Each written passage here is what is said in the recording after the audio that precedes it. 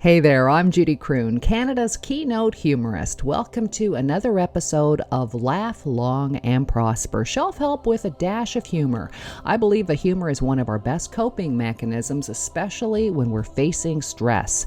Hey, speaking of humor, you know who's a funny person? Dionne Warwick. So much so that she has been nicknamed the Queen of Twitter because of her witty comments. Yes, 82-year-old Dionne Warwick, who signed her first recording contract in 1962, who sold over 100 million copies worldwide since then, who won a Grammy Lifetime Achievement Award just a couple of years ago. That Dionne Warwick.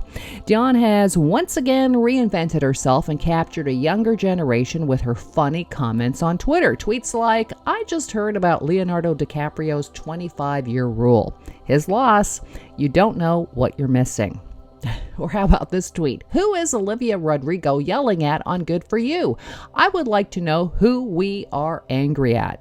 Or how about this tweet? "I will be dating Pete Davidson next."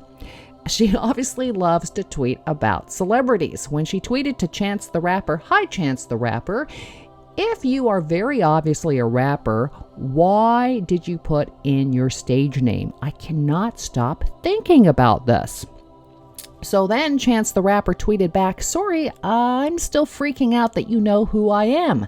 Then Dionne tweeted back to Chance, "Of course I know you. You are the rapper. Let's rap together. I'll message you." And then she tweeted, "I am now Dionne the singer."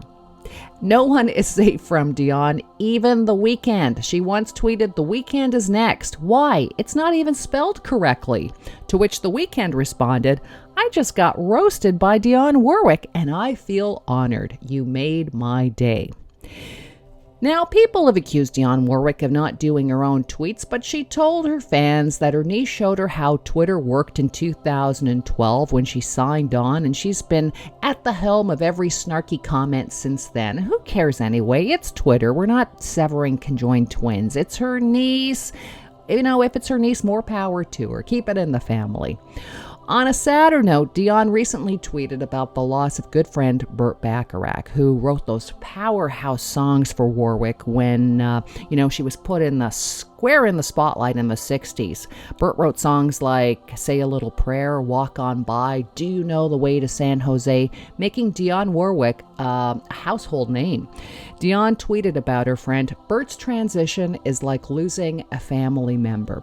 These words I've been asked to write are being written with sadness over the loss of my dear friend and my musical partner. On the lighter side, we laughed a lot and had our run-ins, but always found a way to let each other know our family-like roots were the most important part of our relationship." Now, I personally got an opportunity to work with Ms. Warwick twice in my career. Many moons ago, I was her opening act in our -40 below tour during the depths of winter across Calgary, Edmonton, Saskatoon, Regina, and Winnipeg. Then, many years later, I got an opportunity to work with her again at Roy Thompson Hall. She loves to laugh. You can see her yucking it up with me in a picture that I've included up on our website there. Obviously, I said something hilarious. But my favorite story about Ms. Warwick is when Snoop Dogg says he got called out by her in the 90s for his misogynistic lyrics. If you check out the latest CNN film called Dionne Warwick, Don't Make Me Over, Snoop says Ms. Warwick held an intervention for him and Tupac and some other of his peers. She told the group to meet them at her house one morning at 7 a.m. Snoop says he was so afraid he turned up in the driveway at 6:52. As Snoop says, "We were kind of like scared and shook up. We're powerful right now, but she's been powerful forever." Dionne told the group that if she didn't care about them, she wouldn't have invited them to her house. And then she shamed them about their misogynistic lyrics. She said, "You guys are all going to grow up. You're going to have families. You're going to have children. You're going to have little girls one day. And that little girl is going to look up at you and say, 'Daddy, did you really say that?'"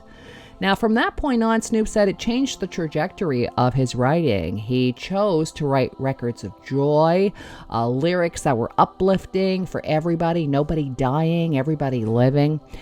Now, you may not agree with Ms. Warwick's tweets. You may not agree with her politics sometimes. But when someone chooses to reinvent themselves and they use comedy to do it, well, I, for one, can't just walk on by without taking a look or a listen or having a laugh. Until next time, folks, laugh long and prosper.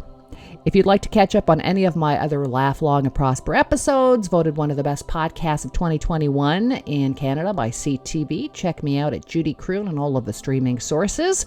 Or you can write me on my websites. Shoot me an email at judycroon.com. Again, until next time, laugh long and prosper.